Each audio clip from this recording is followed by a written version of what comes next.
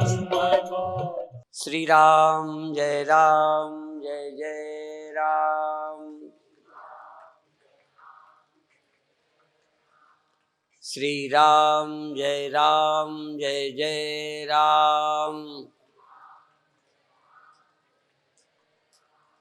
श्री राम जय जय राम। सच्चिदानंद भगवान की, सनातन धर्म की। हम वैदिक सिद्धांतों को मानने वाले हैं, हम अपने लिए कहते हैं। और आप भी जानते हो नहीं जानते हो, आप भी वैदिक मत पर ही श्रद्धा रखने वाले हो। इसलिए आज उस वैदिक अर्थात वेद का सिद्धांत, वेद का वैदिक सिद्धांत ये कहता है ये सारी सृष्टि एक से हुई है। यतः व इमानि भूतानि जायन्ते, यह सृष्टि हुई है। भूतानि जायन्ते जीवन्ति, और जिसमें ये जीवित रहते, अर्थात जिसमें इनका अस्तित्व निहित है, जिसके बिना ये हो ही नहीं सकते। उत्पत्ति भी उन्हीं से और स्थिति, जैसे थोड़ा समझने के लिए मिट्टी से घड़ा बना। अच्छा, बनते समय तो मिट्टी थी, अब घड़े के रहते समय मिट्टी की जरूरत नहीं है। बोलो, घड़े को रहने के लिए तो मिट्टी का सहारा नहीं चाहिए ना? बोलो, चाहिए। अच्छा, फिर जब मिटेगी, घड़ा मिटेगा तो मिट के आसमान में जाएगा। मिटने को भी वही चाहिए। उद्भव स्थिति संहार कारणीम क्लेशहारिणीम सर्वश्रेयस्करीम सीताम नतोहम राम वल्लभाम। जिससे ये हुआ, जिसमें ये रहता है जीवित, जिसके कारण ये है, जिसके कारण ये जीवन पाता है, जिसके कारण ये है ऐसा सत्तावान रहता है। उत्पत्ति ही घड़े की नहीं, घड़े की प्रतीति भी, घड़े का जीवन, घड़े का है पना भी उसी के रहते दिखता है। उससे अलग हो जाए तो दिखेगा ही नहीं।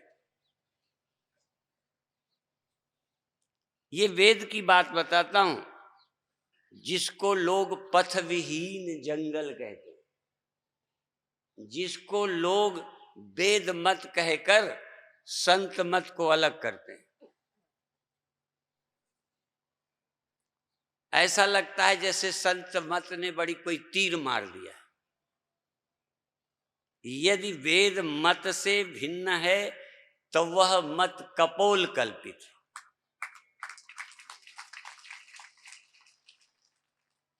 तुलसीदास भी इसीलिए कहते हैं चलहि कुपंथ, चलहि कुपंथ वेद मग छाड़े कपट कलेवर कलिमल भाड़े।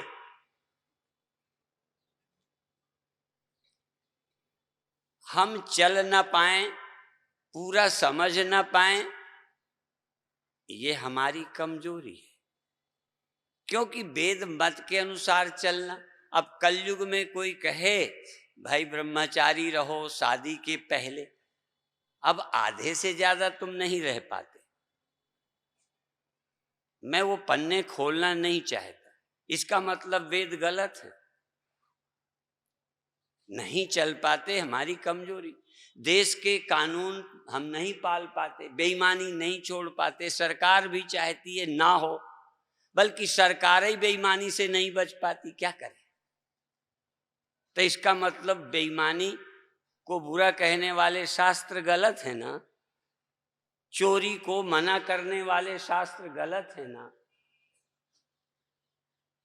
स्वार्थी होना कम अच्छा है, पर स्वार्थ भी धर्म पूर्वक हो भगवान राम के लिए क्या कहते? नीति प्रीति परमारथ स्वार्थ को न राम सम जान यथारथ। राम नीति प्रीति सबको जानते हैं। अभी अभी एक सूचना जो उत्तराखंड में आश्रम बनने जा रहा है, हमने भी यही कहलवाया, उनको भी लगता है कि मैं बना रहा हूं, मेरा बन रहा है। जरा ध्यान दें, ये प्रकृति में बिना अहंकार के कार्य हो नहीं सकता। अहंकार बुरा नहीं होता।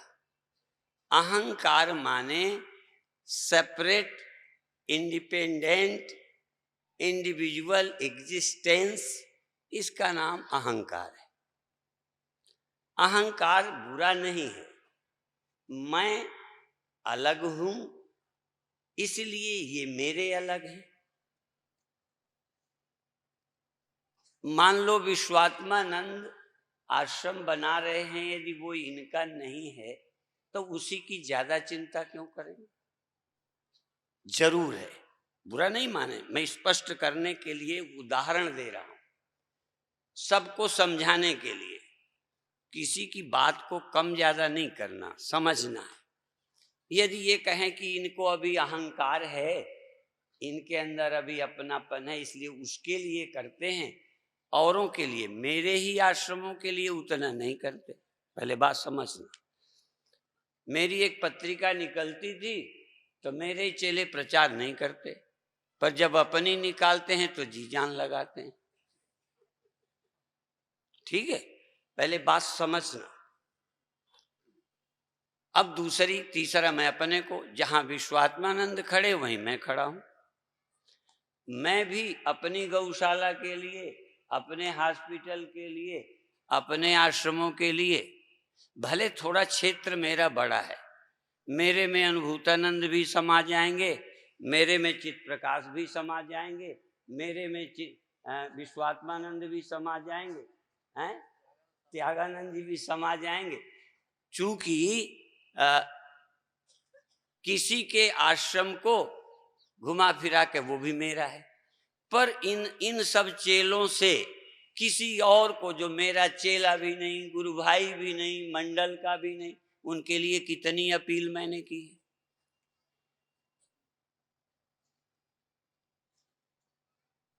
कहीं ना कहीं मेरा एरिया बड़ा है, पर जहां ये खड़े हैं, जहां तुम खड़े हो, तहां मैं खड़ा। बात को जरा गहराई से लेना। ये माँ अपने बच्चे को प्यार करती है,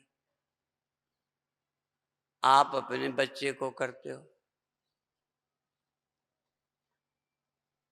हम लोग तो कहते हैं यदि ये जरा भी ना होता तो या तो ये सबको प्यार करती, सबको पालती, या फिर अपने को भी मरने देती।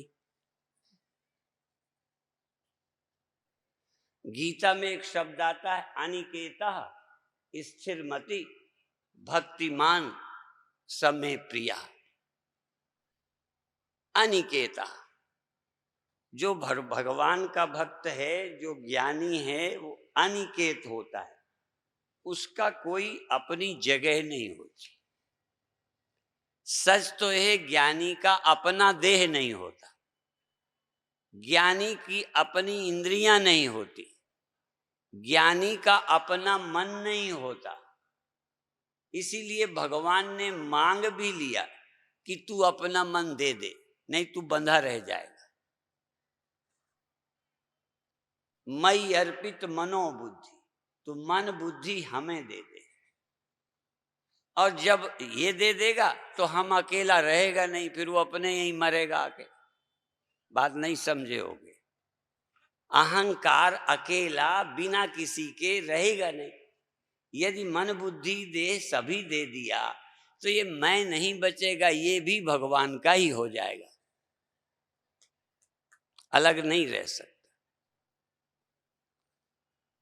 ये ठीक है कि तुमसे विश्वात्मानंद की सीमा थोड़ी बड़ी है, स्वामी राम ने एक जगह लिखा है कि लट्टू होता है ना, लट्टू, लट्टू भी घूमता है, तेली का बैल भी घूमता है, रेस का घोड़ा भी घूमता है।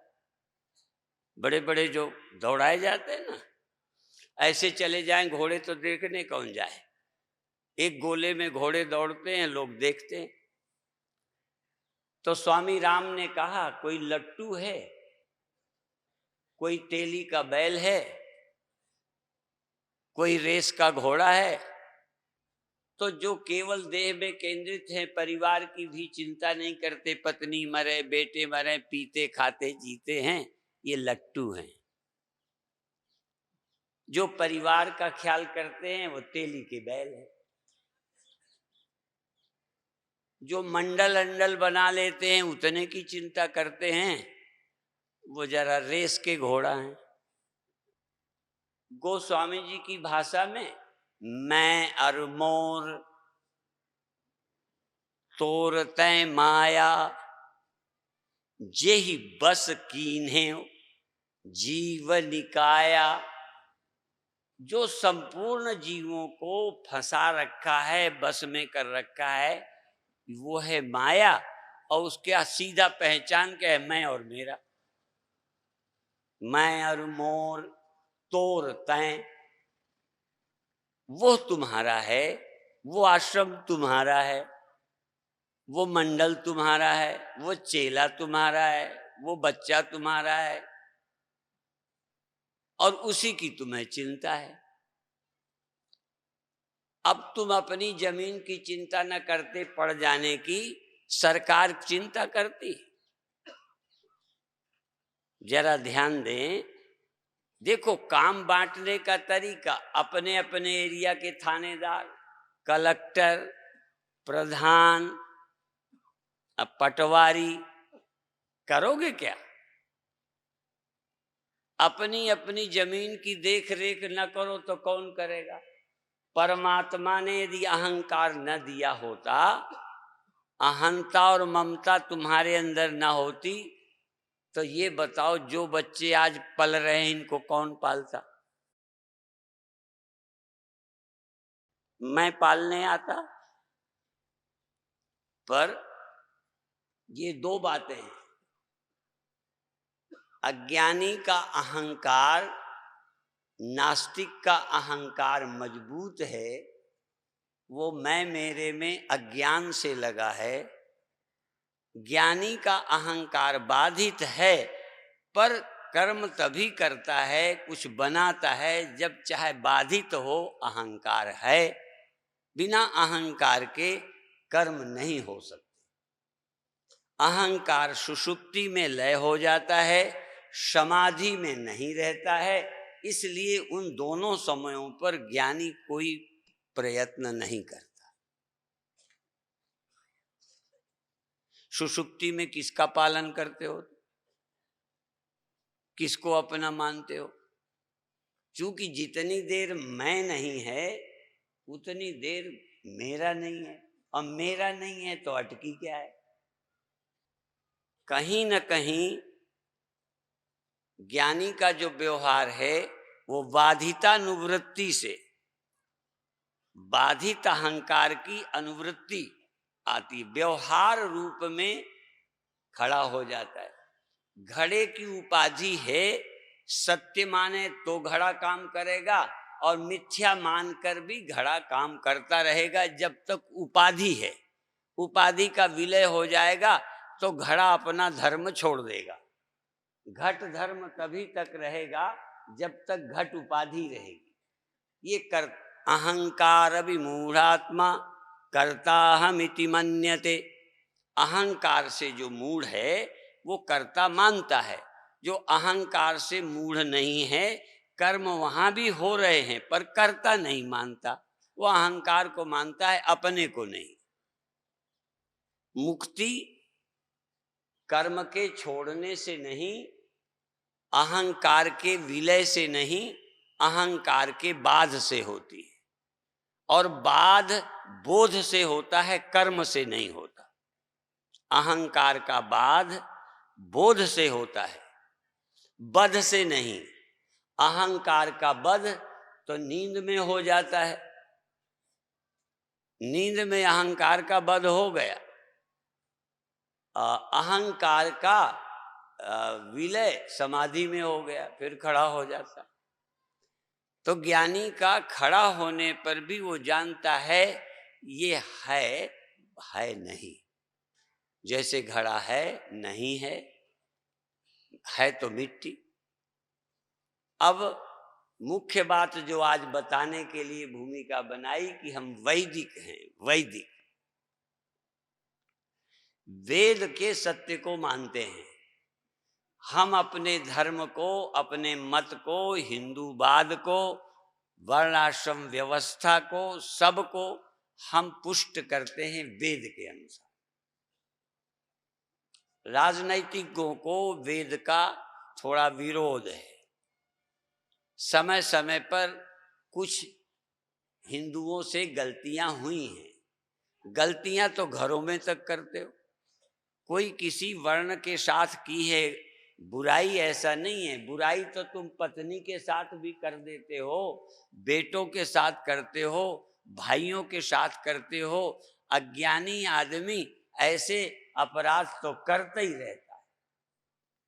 यदि एक जाति ने दूसरी जाति के साथ कर लिया तो बहुत बड़ी बात नहीं है। जब भाई को नहीं बख्शते,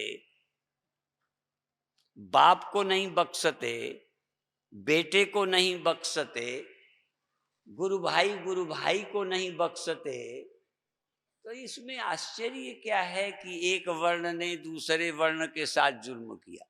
ये वेद की आज्ञा नहीं थी, ये वेद का सिद्धांत नहीं जुर्म करना।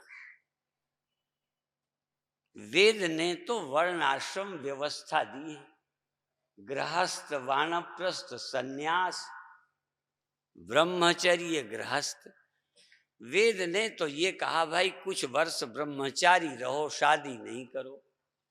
फिर कहा शादी करके गृहस्थ बनो, बिना शादी के नहीं बनो। जानवर नहीं हो, जानवर नहीं हो और आम देश के नागरिक नहीं हो, तुम हिंदू हो। क्योंकि देश तो आज नहीं कल ऐसे भी हो सकते हैं जो कह देंगे शादी की भी जरूरत नहीं, संतान तो ऐसे हो ही जाती है। अच्छा ये बताओ, शादी नहीं करने से संतान नहीं होती? बोलो, बोल दिया करो, नाक ना बचाओ, बोल दो। भाई कुत्ता के होते, बिल्ली से, गधे के, सांपों के बच्चे हो जाते हैं, शादी आदि नहीं करते। काम से, काम है तू कम, काम से संतान हो जाती है, शादी से थोड़ी होती है। कोई गाय का कोई सांड पक्का है? हमारा अभिप्राय है कि संतान मेल फीमेल से होती है, शादी कोई आवश्यक नहीं है। पर हम हिंदू हैं, हमारे यहां जाति की बात कही गई है, शादी की कही गई है। और जो लोग कहते हैं हम धर्म को नहीं मानते, उन्हीं से कहो तुम शादी आदि मत करो। तो तुम्हारी कौन पत्नी कहें? सब पत्नी हैं, सब पति हैं, जो मिल जाए मिल जाए। फिर तुम्हारी संतान कौन कहें? सब हमारी हैं या कोई हमारी नहीं। तुम्हारा परिवार कब बना? जो परिवार में रहता है वो निश्चित हिंदू है। जो हिंदू नहीं है उनका परिवार बिखर गया। ये परिवार की अवधारणा, शादी की अवधारणा हिंदू की दी है, आर्यों की दी है, वैदिकों की दी है। मानो न मानो, कठिनाई तो है। हिंदू होना भी आसान तो नहीं है, और हिंदू धर्म में टिकना भी आसान नहीं है। हिंदू होते हुए तुम हिंदू धर्म का पालन, बोलो, करते हो? नहीं करते। अब जब हिंदू नहीं करता तो कोई और धर्मी ने नहीं किया तो हम क्यों उससे लड़ें? हमारी लड़ाई तो अपनों से है। हमारी लड़ाई मुसलमान से नहीं, हमारी लड़ाई ईसाई से नहीं, हमारा हमारा लड़ना, हमारा संघर्ष, हमारा सुधार हम अपनों का करेंगे। आपसे हमें गिला है, आप क्यों अपने धर्म का पालन नहीं करते? जो हमारे धर्म में एडमिशन ही नहीं लिया, हमारे धर्म में जन्मे ही नहीं, जिनका धर्म ही दूसरा है, अब कोई कुत्ते की योनि में जन्म ले, अब कहेंगे हम इसे हिंदू बनाएंगे। कैसे बनाएं हम हिंदू? गधे को कैसे हिंदू बनाएं? किस रिलीजन में भर्ती करें उसे? उसका रिलीजन नहीं है, उसका कोई धर्म नहीं है, उसकी प्रकृति ही धर्म है। प्रकृति, जवानी आ गई, संतान होने लग गई। कोई पंडित की, मंडप बनाने की, कथा करने की, मंत्र बोलने की भी जरूरत है? तो पहली बात, तुम ये कहो हम मनुष्य हैं, जानवर नहीं, पहली बात। फिर मनुष्यों में भी हम मनुष्य नहीं हैं, हिंदू हैं, दूसरी बात। फिर हिंदू ही नहीं, हिंदू तो और कई कहते हैं, हम हिंदू हैं कह देते हैं, पर हम वैदिक हैं, वैदिक वैदिक हिंदू हैं। वैदिक हिंदू का नाम आर्य है, आर्य।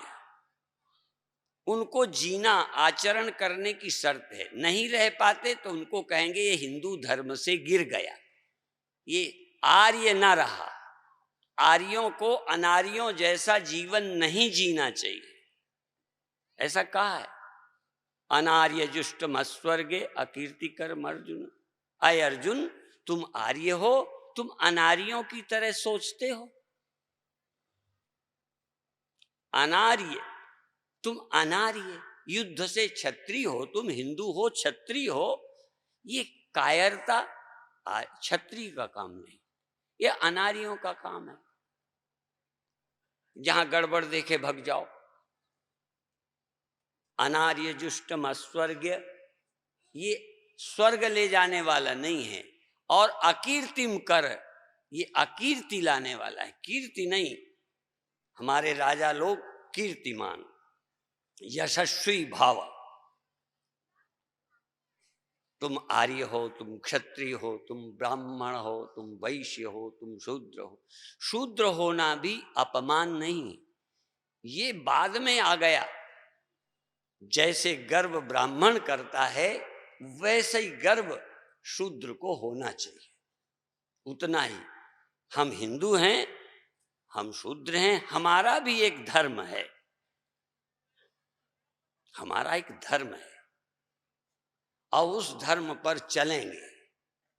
उससे हम कोई नीचे कहलाएंगे? मान लो एक पुजारी मंदिर के अंदर, तुम बाहर से दर्शन करते हो,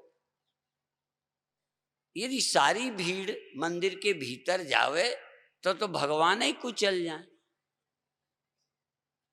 यदि कुछ लोग आरती लेके करते हैं, बाकी देखते हैं, तो ये व्यवस्था के लिए है कि भाई सभी लोग आगे ना आवें, सभी मंच पे ना आवें, सभी सूचना ना करें।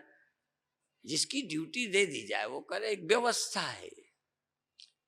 तो अब मैं कह रहा था, ये एक व्यवहारिक धर्म वेद का, व्यवहारिक धर्म, और एक पारमार्थिक धर्म वेद का।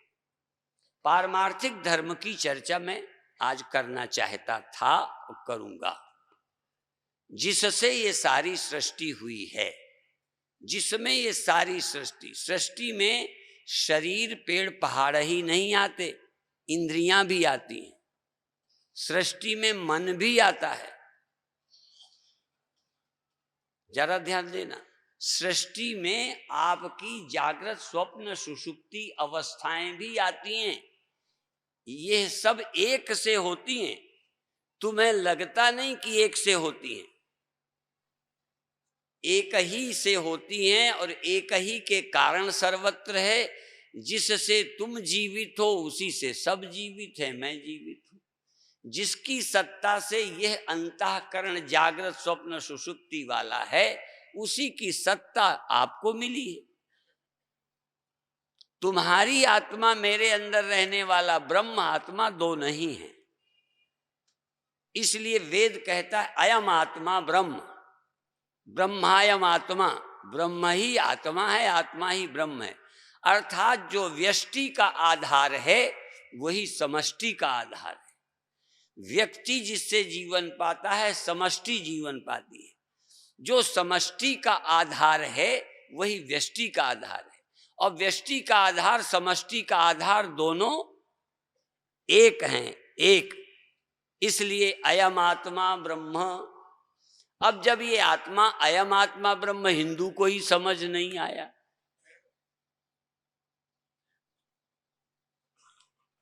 बीच में इतने पंथ होते गए, क्यों हुए?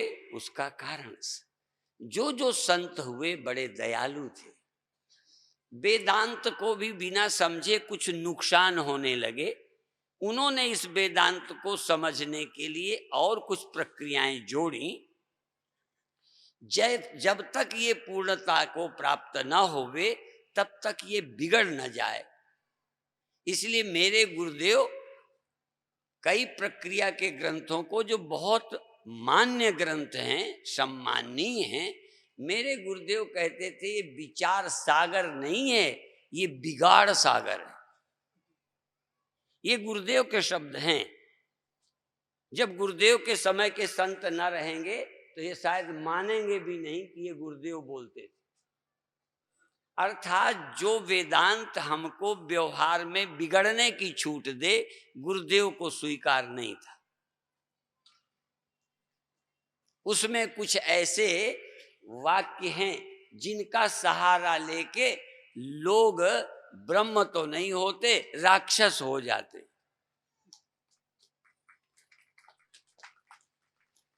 इसलिए गुरुदेव बिगाड़ सागर बोलते थे। भूलें होना अलग है, भूलों को प्रोत्साहन देते जाना, भूलों को दोहराते जाना, ग्रंथ की ना मानना, मनमुखे चलना। जो मनमुख चलते हैं, गुरुमुख नहीं चलते, वो साधु भी नहीं है, गृहस्थ जो साधु भी नहीं।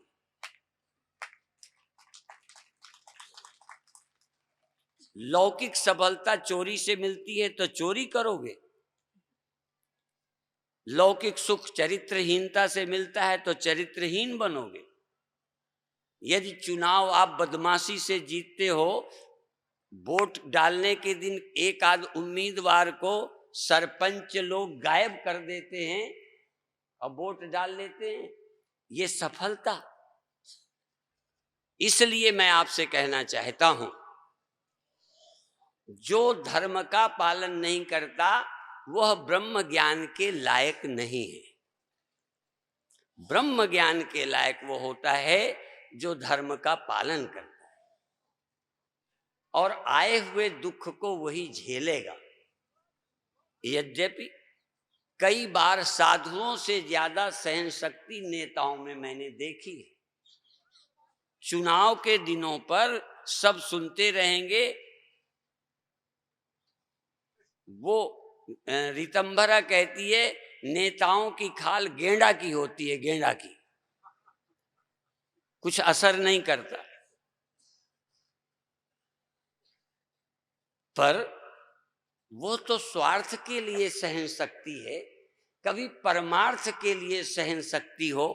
जैसा मांगने के लिए एक शब्द बोला जाता है, मर जाऊं मांगू नहीं अपने तन के काज, पर उपकार के कारण मोहि न आवे लाज। अपने लिए तो रोज मरते हो, परिवार के लिए चोरी की, ठगी की, झूठ बोला, और कमियां होने पर भी पर्दा डाला, तो किसी दूसरे की बुराई में भी पर्दा डालते। अभी हमारे सबका आधार अहंकार है, हमारे परोपकार का भी हेतु अभी अहंकार है। असल में परोपकार का जन्म उस दिन होता है जिस दिन तुम व्यक्ति नहीं रहते, ब्रह्म हो जाते।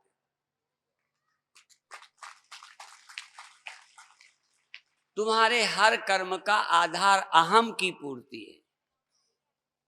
सोचो, ये दूसरे की बुराई देखने के लिए मैं नहीं समझा रहा हूं कि तुम्हें अपनी कमी दिख जाए। और तुम व्यक्ति नहीं हो, ब्रह्म हो। वही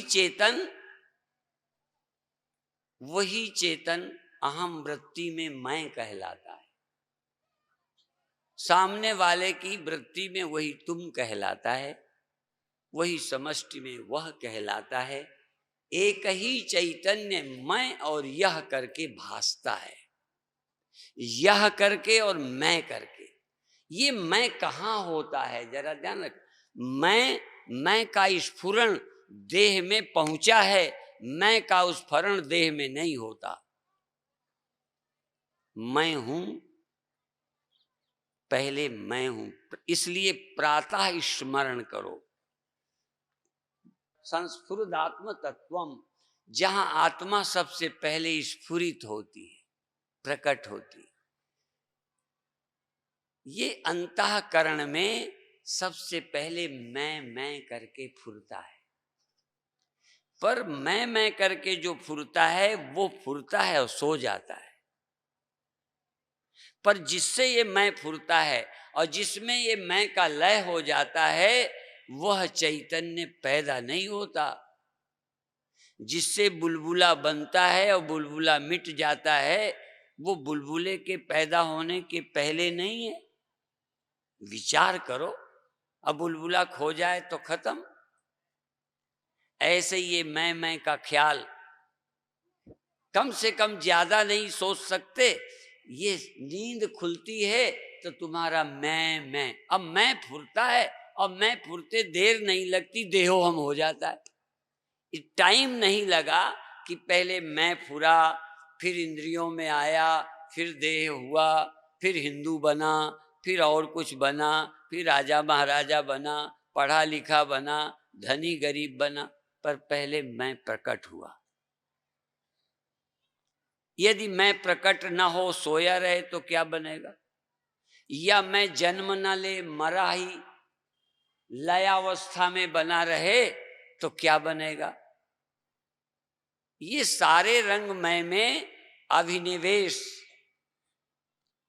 अविद्या, अस्मिता, राग, द्वेष, अभिनिवेश। पहले ब्रह्मता का पता नहीं, उसमें मैं फुरा।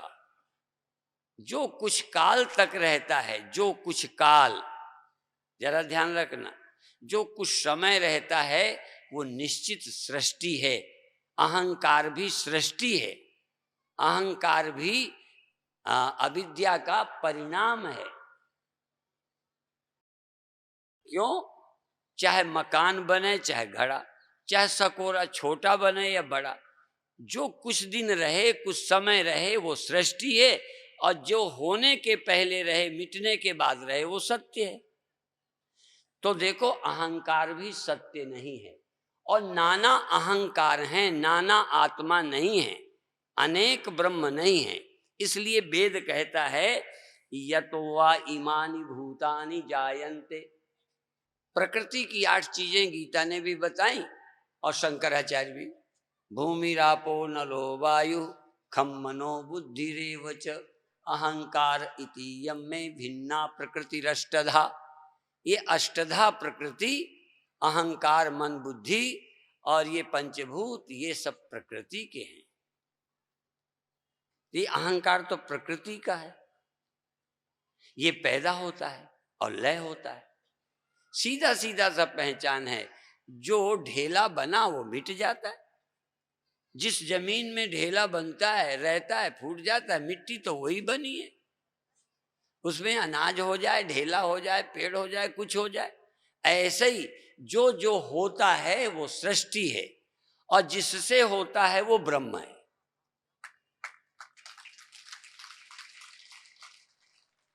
और ऐसा ध्यान रखना कि तुम्हारे खेत में जो उपजता है वो भी मिट्टी से, और पड़ोस के खेत में जो उपजता है वो आकाश से। बोलो ना, मिट्टी से। तुम्हारे खेत के गेहूं, मटर, टमाटर जमीन से, पानी से होते हैं, और पड़ोसी के काहे से होते हैं? तो उपजते तो एक ही से हैं, इसलिए सारी दुनिया, सारे अंतःकरण, सारे अहंकार, पूरी दुनिया ये दिखती है, यही नहीं, जिससे दिखती है ये इंद्रियां, जिससे इंद्रियां दिखती हैं वो मन, और मन जिससे मालूम पड़ता है वो बुद्धि, और इन सबको मेरी कहने वाला ठेकेदार अहंकार, ये सब पैदा होते हैं। नहीं पैदा होता केवल ब्रह्म, और वो कहाँ रहता है? कहीं जहां जहां दुनिया है वहां तो होने में शक ही नहीं है। ध्यान रखना, जहां जहां घड़ा हो वहां बिना तर्क के दिमाग लगाए कहो मिट्टी जरूर है। जहां बुलबुला हो वहां तो है ही पानी। इसीलिए एक हम कहा करते हैं, हमी ठाकुर हमी मंदिर, हमी ठाकुर हमी मंदिर, खुदा होंगे तो हम होंगे, यहां तो हम डटे ही हैं, वहां होंगे तो हम होंगे। यहां तो हैं ही हम, यहां तो हो ही रहा हमसे, समझ नहीं पाए। यहां स्वप्न मुझसे हुआ, जागृत मेरे रहते हुआ, नींद मेरे, यहां तो हुई तो वहां, बस यही तो है कि जिससे सब हुआ है इसका होना आपने अलग कैसे मान लिया, और जिससे ये हुआ है उसी से वो हो रहा है। इसीलिए वेद की बात मैंने आज कही कि वेद ये कहता है एक ही से सब हुआ है। तो जो सारी सृष्टि का आश्रय है, जिससे सारे मन सत्ता पाते हैं, ये मन किससे सत्ता पाता है? जिससे स्थूल सूक्ष्म कारण सब है, यहां भी स्थूल सूक्ष्म कारण है। तो जो जगत अधिष्ठान है वही व्यक्ति का अधिष्ठान है, जो व्यक्ति का अधिष्ठान है वही समष्टि का अधिष्ठान है। वो दो नहीं हो सकते। हम लोग ब्रह्म का विचार जब करते हैं तो सेपरेट ब्रह्म का नहीं करते। इसलिए वेद के मंत्र को आधार बनाकर सोचो, जिससे सब हुआ है। तो सबको ढूंढने क्यों जाएं? देखो हमारे आप एक व्यक्ति हैं, जन्मे हैं, और आप बालक जवान बूढ़े होते हैं, आप हुए हैं। तो बंबई में जिसको हमने नहीं देखा, यदि वहां लड़का पैदा होने की सूचना मिले तो उसके विषय में क्या निर्णय करोगे? वो पैदा हुआ है, जवान नहीं होगा, अजवान होगा, बूढ़ा नहीं होगा, अब पैदा हुआ नहीं मरेगा। एक चावल देख लिया, ये औरतों से सीखो, चावल जब पकाती हो तो सारे चावल मसल मसल के देखती हो, बोलो। तो जब तक मेहमान दुखी होके चले जाएं तब तक टटोलती रहो पके हैं कि नहीं। एक दो चावल देखे पके हैं, सब पक गए। एक दो देखा मरने वाले, सब मरने वाले। और एक में मिल गया अविनाशी तो सब में मिल गया अविनाशी। इसलिए यत पिंडे सएव ब्रह्मांडे, पिंड में परमात्मा मिल जाए तो समष्टि का मिल जाएगा। इस पिंड का सत्य और झूठ, सृष्टि और परमात्मा दोनों ढूंढ लो। क्या क्या सृष्टि है, क्या क्या उत्पत्ति है, क्या क्या लय होता है, क्या है जो उत्पन्न नहीं होता, लय नहीं होता। तो जो उत्पन्न लय नहीं होता उसी का यहाँ नाम आत्मा है, और समष्टि के नाते उसी का नाम परमात्मा है। और जो समष्टि जिससे होती है, व्यष्टि, उससे अलग किसी खुदा, अल्लाह, गॉड, राम से होती है, जिससे समष्टि होती है, व्यष्टि भी उसी से। वेद ये तो नहीं कहता परमानंद छोड़कर सारे मुझसे हुए। वेद कहता है सब परमात्मा से हुए। भिंड, मुरैना, ग्वालियर, बॉम्बे, कलकत्ता, पाकिस्तान, देश विदेश, हिंदू मुसलमान, सब एक से उपजते हैं, एक से। और तो और सांप, कुत्ता, बिल्ली, सब उससे उपजते हैं। वो ऐसा नहीं है कि वो ऊपर रहता है, जमीन वाले किसी दूसरे से उपजते हैं। चाहे जहां खेती कर रहे हो, जमीन का सहारा ले रहे हो। तो इस तरह से सारी सृष्टि जिससे हुई है, जिसमें रह रही है और जिसमें समा जाती है। अब थोड़ा फर्क ये है कि आपको एक चीज नहीं मालूम पड़ेगी। क्या? मान भी लें सृष्टि मुझसे हुई है, मुझ में रहती है, मुझ में समा जाती है, तो लगता है सारी सृष्टि तो मुझसे हुई नहीं, सारी सृष्टि मुझ में नहीं समाती। ऐसा ये प्रश्न उठा करता है। ऐसी शंका का समाधान ये करो कि परमात्मा से सारी हुई है कि नहीं।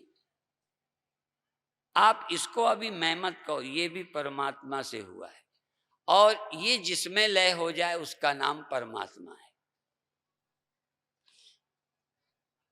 उस खेत का ढेला किसमें लय हुआ? मिट्टी में। तुम्हारे खेत का आसमान में। अब ढेला सोचता है कि मैं तो यहां लय हुआ, वो ढेला मुझ में लय नहीं होता। अरे बुद्धू, तू ढेला बन के सोचता है, जिस मिट्टी में तू लय हुआ है उसी में सारे ढेले लय हो रहे हैं। वो ढेला कोई अलग। यही नहीं सोच पाते कि वह मिट्टी जिसमें सब पैदा हो रहे हैं वो एक ही है। हम सारी सृष्टि का, हम सब अंतःकरणों का आश्रय एक ही चैतन्य परमात्मा है। तो यहाँ का जो परमात्मा है वही सबका है, जो सबका है वही यहाँ का है। दो परमात्मा होते तो हमारा और होता, तुम्हारा और होता। इसलिए ये थोड़ा तर्क इसलिए कर देता हूं कि थोड़ा सोचना शुरू करो, झगड़े कम करो। हम ऐसी बातें ज्यादा करते हैं, और यदि दुनिया में ईमानदार समाज कभी होगा ना, तो विश्व धर्म वैदिक धर्म ही बनेगा। वैदिक धर्म ही विश्व धर्म है। पर हमारे देश के नेताओं की मूर्खता के कारण हमारा देश में भी हमारा धर्म सम्मानित नहीं हो रहा। हमारे एक गुरु भाई थे, बड़े मस्त थे। वो कहते थे घोड़ा जो हल पे नहीं चले, सिर्फ देखने भर का है ना, उसको तो खूब दाना मिलता है, और जो बैल बेचारा दिन भर जुतता है उसको ठीक से भोजन भी नहीं मिलता। तो यहाँ दमादों की सेवा होती है। दमाद माने देश के दमाद हों, चाहे तुम्हारे घर के हों। घर के भी दमाद होते हैं, देश के भी होते हैं। राजनीतिज्ञों के भी कुछ दमाद हैं, वो नखरे करते रहते हैं, ये पटाते रहते हैं। बहनोई है ना वो, ऐसे ऐसे नहीं, लाला नाराज ना हो, वोट देते रहो। ये दमादों वाली संस्कृति। इसलिए हमारे यहाँ कहा जामाता दसमो ग्रह। जामाता अर्थात दमाद 10वां ग्रह है। 9 ग्रह तो होते हैं, एक 10वां भी है। ये हमारे घर तो हैं ही, ये जो एक 10वां घर भारत को मिल गया है, जो हमारे हर देश की आजादी में, देश निर्माण में बाधा बनता है, ये 10वें ग्रह को जानते हो। एक हमने संस्कृत की कथा पढ़ी थी। आ गया एक दामाद, बढ़िया चुपड़ी हुई, बढ़िया मिलती थी। अब जब कई दिन गया ही नहीं, तो घरवाली भी, घरवाले भी सब कहें ये तो जाते ही नहीं, कि क्या करें। तो कहते थोड़ी सुविधा कम कर दो। अब वो जो ज्यादा चुपड़ के देते थे, जरा कम चुपड़ी देने लगे, तब भी ना गया। क्योंकि घर में मेहनत की थी, यहाँ फ्री की थी, बिना चुपड़ी क्या कम है। अब उतने पर भी नहीं माना, नहीं गया, तो फिर और सब्जी अब्जी कम कर दी, फिर भी नहीं गया। तो कहते फिर क्या करें। तो वो संस्कृत शब्द है अर्धचंद्रम दत्वा। अर्ध चंद्रमा जानते हो ना, पूर्ण चंद्रमा ऐसा नहीं होता, आधा ऐसे होता है। अर्धचंद्रम दत्वा निष्कासिता, माने घेचिया के निकाल दिया। ये चंद्रमा, ये इसका नाम चंद्रमा है। ऐसे किया, जाओ मरो जाके। जिस देश के गीत गाते हो वहां मरो, जिस देश को आप तोड़ना चाहते हो यहां से जाओ। इसलिए मैं चाहता हूं, मैं सबका सम्मान चाहता हूं। इसीलिए मैंने पहले कह दिया, हम किसी मजहब की बात नहीं करते, पर मजहब के नाम से जो देश के विकास में रोड़ा बनते हैं उनको हम पसंद नहीं करते।